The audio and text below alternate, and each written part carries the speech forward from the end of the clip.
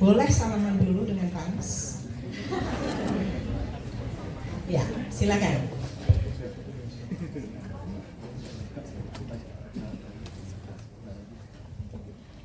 Selamat siang teman-teman semua dan terima kasih Prof. Susi untuk kesempatannya. Perkenalkan, nama saya Azara Samara, biasa akrab dipanggil dengan nama Ren. If I may, I want to ask the question in English because I've prepared the question in English.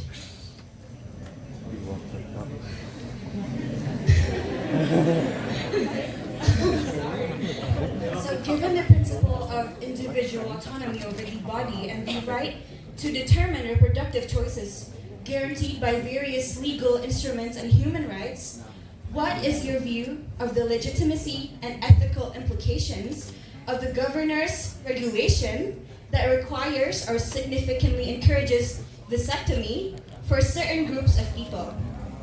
So, if we are speaking through the lens of feminist theory, such policies are deeply concerning as they could infringe upon an individual's bodily autonomy and reproductive rights, particularly if they are disproportionately targeted specific demographics. While the stated aim of such a policy might be to address structural poverty, this should not come to the expense of fundamental human rights and gender equality.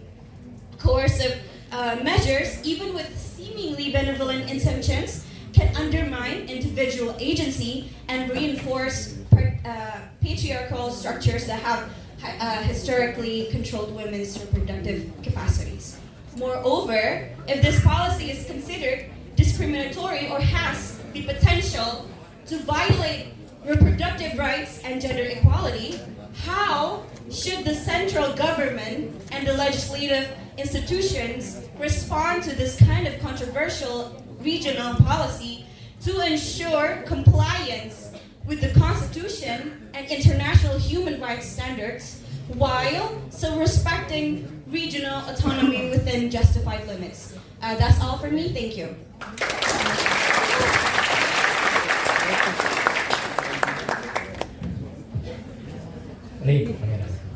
Ren. Terima kasih, Ren.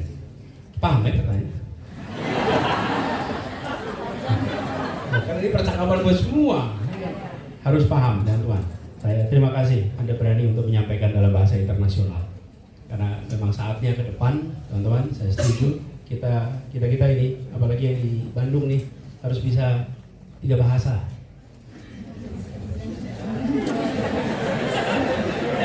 Iya dong, harus 3 bahasa. Ya, bahasa lokal, bahasa nasional, dan bahasa internasional. 3. Jadi kalau di sini Anda sudah 3 tuh. Bahasa lokal bisa, bahasa nasional bisa, bahasa internasional bisa. Ini pintu ke depan nih penguasaan itu. Dan gonta-ganti gak ada masalah. Ini bukan soal nasionalisme, ini soal kemampuan untuk bisa berkomunikasi lintas bangsa. Jadi Ren, terima kasih pertanyaannya. Izinkan saya jawab pakai bahasa nasional. Ya. Jadi, tapi teman-teman, saya ingin garis bawahi itu penting dan jangan pernah khawatir untuk mengungkapkan dalam 3 bahasa ini. Jadi kalau nanti ada yang tanya pakai bahasa Sunda juga boleh. Mudah-mudahan saya paham ya.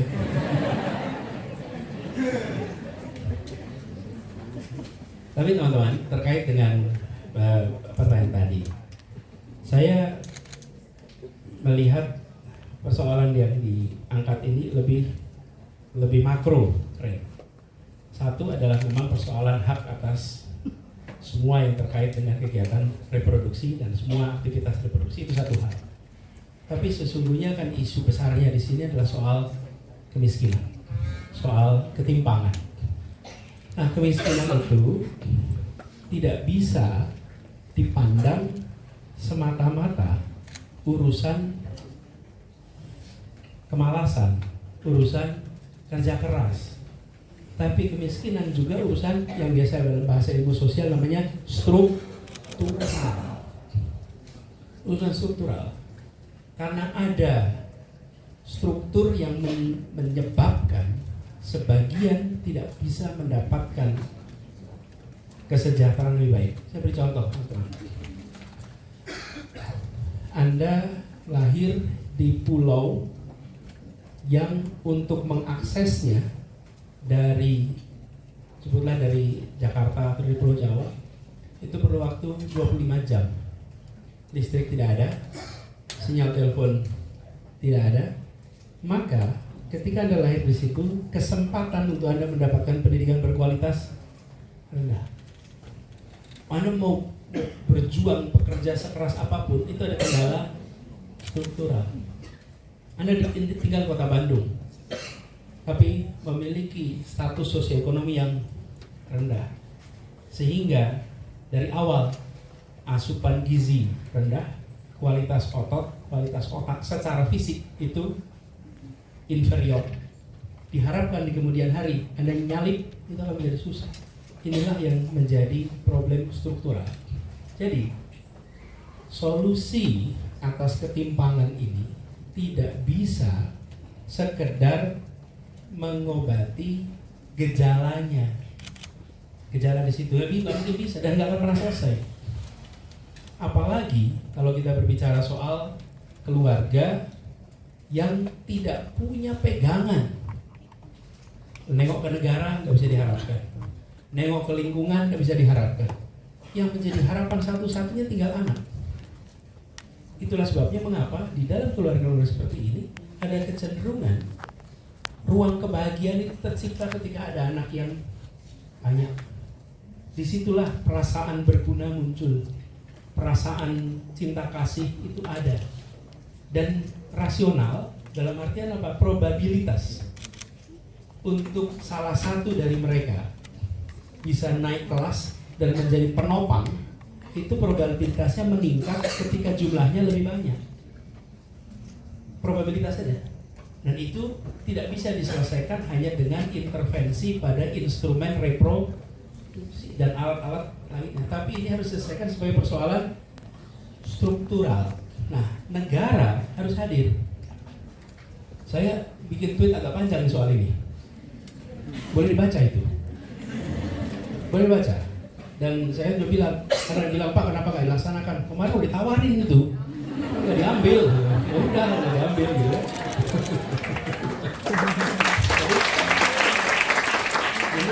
Ini bisa dipakai. Dan kami ketika tugas di Jakarta menemukan persoalan-persoalan yang serupa.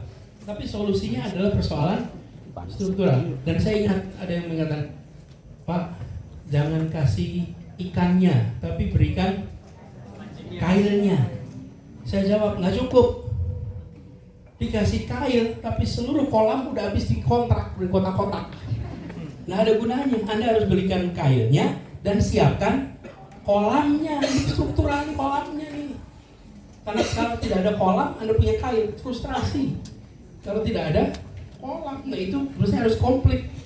Ketika berpikir begitu komplit, maka persoalan selesai. Dan itu teman-teman, kalau berada di dalam ketimpangan yang ekstrim, disitulah kemudian muncul keinginan lompat tangga. Lompat tangga itu artinya apa? Gini, saya mau ikut judi, saya mau ikut lotre. Kenapa yang mau ikut lotre mereka? Karena mereka melihat kalau saya pakai tabungan, mau nabung sebanyak apapun, saya nggak pernah sampai. Saya mau kerja keras nih, 8 jam jadi 16 jam. Saya sampai 16 jam pun nggak akan sampai. Nah, yang situasi begini itulah yang membuat kemudian setiap kesempatan itu ada probabilitasnya untuk saya lompat. Karena itulah kenapa itu menjadi tindakan rasional. Karena yang mereka kerjakan reguler nggak bisa mengangkat. Tapi kalau teman-teman yang terdidik, yang punya akses pendidikan, yang punya akses kesempatan, itu lihat ada orang makmur, nggak apa-apa lah. Saya nanti kerja keras, insya Allah bisa seperti dia. Kenapa? Karena Anda yakin tangga ini bisa membawa ke sana. Tapi kalau dalam situasi tidak punya apa-apa, dia nggak yakin tangga yang dimiliki itu bisa membawa. Karena itu dia mau lompat. Karena lompat tangga inilah yang kemudian membuat mereka mau melakukan langkah-langkah. Akhirnya dikatakan, ini orang miskin, udah miskin malah beli lotre pula.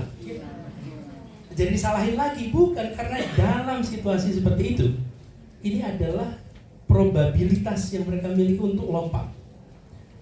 Ada bukunya, saya pernah bahas di dalam baca buku, nanti boleh dibaca ya, boleh dilihat lebih jauh. Dan itu menggambarkan betapa pengelola negara tidak boleh mengambil kebijakan tanpa mengerti persoalan struktural. Harus mengerti struktural, karena negara adalah struktur yang bisa melakukan kebijakan yang struktural. Kalau tidak, jangan bikin peraturan yang bisa menyebabkan intervensi itu salah sasaran. Gitu ya. Thank you. Kita tepuk tangan buat Dewan Pers. Siapa yang mau mengelaborasi? Oke, ya, silakan. Ya, singkat ya.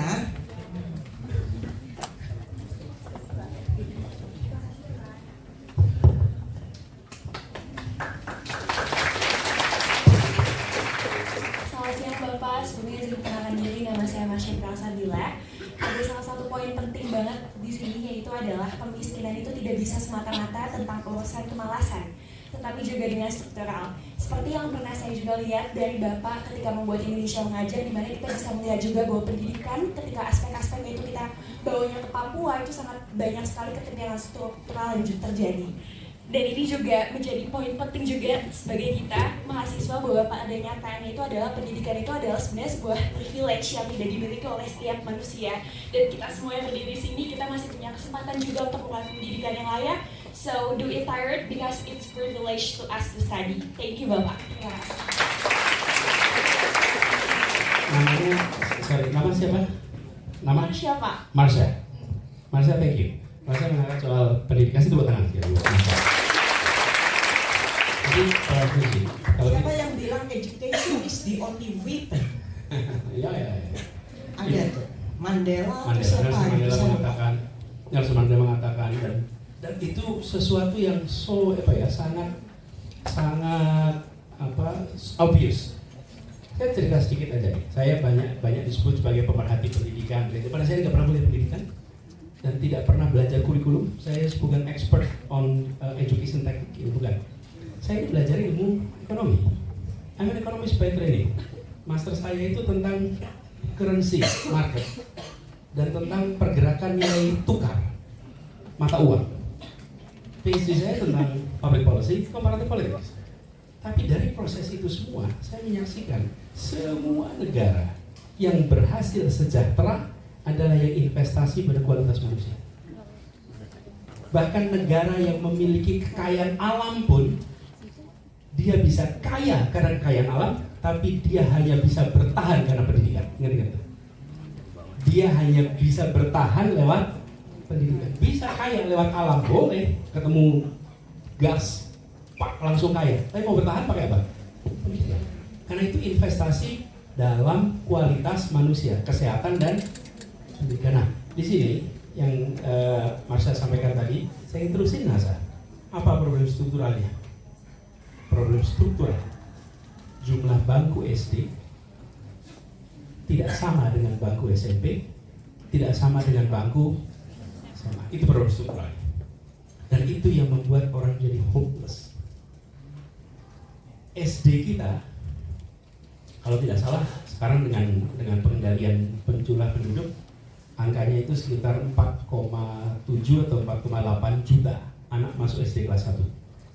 Okay. Lulus SMA 3,2 juta. Jadi kayak piramid, kan? Yang di bawah itu 4,8 sebutlah, yang di atas 3,2. Jadi ada 1,6 juta yang hilang di jalan. Kenapa hilang di jalan? Bangku SMP-nya nggak sama. Harusnya apa? Bangku SMP sama 4,8. Bangku SMA sama 4, sehingga lulusan SMA jumlahnya sama dengan yang masuk SD. Itu tagih ke setiap bupati, tagih ke setiap gubernur. Karena itu tanggung jawab ada pada yang putus sekolah, itulah yang kemudian masuk sektor informal, sektor non formal. Di Indonesia bentuknya kayak begini. Korea Selatan sama seperti kita. Mereka genjot waktu itu SD, tapi mereka juga genjot SMP, genjot juga SMA. Jadi bentuknya itu tegak kalau digambarkan itu. Tidak seperti piramid. Apa yang terjadi? Dulu ada yang berpandangan Kalau itu diteruskan, kita akan menciptakan skilled unemployment. Kita akan menghasilkan tenaga kerja terdidik yang tidak punya pekerjaan. Kompetensinya tinggi, tapi pasar tenaga kerja belum siap. Itu dialami Korea. Korea mengalami itu. Sudah sarjana, bekerjanya sebagai office boy, jadi supir taksi, jadi pesuruh. Padahal secara gelar sudah sarjana. Tapi apa yang terjadi?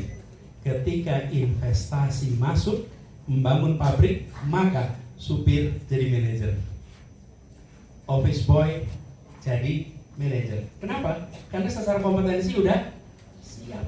Nah ini yang kadang-kadang kita selalu terbalik. Kita ingin labor marketnya ada dulu. Labor market itu bisa membesar, tapi menyiapkan kualitas manusia itu dikerjakan tanpa harus khawatir. Kenapa? Setiap orang yang terdidik pasti punya kreativitas, dan lapangan pekerjaan itu akan bisa berkembang.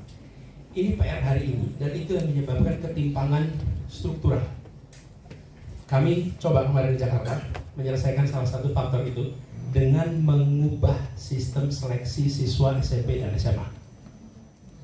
Kenapa? Saya temukan sekolah-sekolah yang bagus itu orang tuanya lulusan S1, S2, S3. Oke. Dan yang lulusan SD nggak bisa masuk situ. Orang tua yang lulusan SMP nggak bisa masuk. Ini namanya sirkulasi kelas menengah atas disuplai dari kelas menengah atas. Pendidikan itu eskalator. Anak bukan siapa-siapa, masuk pendidikan tinggi berkualitas, naik dari kelas menengah. Pendidikan itu eskalator. Lama-lama, karena pendidikan biaya mahal, yang bisa masuk adalah putra-putri kelas menengah. Sehingga kelas menengah masa depan disuplai dari kelas menengah hari. Nah itu harus diubah. Tetap harus semuanya. Begitu itu diubah, aturan main rekrutmen, apa yang terjadi? Satu, kelas menengah atas protes. Kenapa? Ini seperti haknya mereka, mendadak tidak bisa diakses dominan. Tapi begitu kita lihat student body, angkatan pertama sepertiga. Sepertiga itu adalah SD ke bawah, SMP ke bawah, lalu SMA, dan sepertiga S1 ke atas. Itu bentuknya sama, yang semula kurva normal. Jadi kita menyaksikan sekarang jadi kurva normal. Apa yang sekarang terjadi? Ini efeknya baru nanti 10 tahun, 15 tahun yang akan datang. Nah kebanyakan yang berada di dalam proses politik nggak mau melakukan ini. Kenapa? Karena kebijakan yang dikerjakan hanya bisa dilaksanakan hasilnya 1 dekade yang akan datang. Sementara ongkos politik yang ditanggung hari ini. Ditanggung hari ini oleh siapa? Oleh mereka yang selama ini dominan, tidak bisa masuk lagi, mereka yang protes. Itu produksi satu-satunya kebijakan yang ketika kita buat, terimanya protes dari anggota DPR, dari pemret-pemret, dari tokoh-tokoh masyarakat. Mereka protes, Pak, sekarang anak kami tidak bisa masuk lagi. Sebenarnya bukan anak kami tidak masuk lagi, sekarang kesempatannya setara. Dulu kesempatannya didominasi oleh kelas. Ini sistem admission yang diubah. Tujuannya adalah membereskan persoalan struktural. Biarkan anak pedagang kaki lima itu satu saat bisa menjadi insinyur, satu saat bisa menjadi dokter, satu saat mereka bisa menjadi doktor, satu saat mereka bisa menjadi master, dan mereka akan mengubah masa depan. Jadinya dokter jadi dokter itu bukan tahun depan, dan tidak ada kelas yang di bawah yang dibela itu. Rame-rame datang gubernur, Pak Gubernur terima kasih ya, sekarang anak kami bisa masuk sekolah favorit. Nggak ada itu. Mereka belum sampai ke sana. Mereka hanya cuma bersyukur, alhamdulillah anak saya sekarang bisa masuk sekolah favorit. Jadi kita tunggu waktunya nanti. Ini udah berjalan di Jakarta. Biarkan nanti, jawab dari ini. Biarkan nanti sejarah yang akan mencatat kebijakan ini di masa yang akan datang. Itu jawabannya. Nanya terakhir, silakan.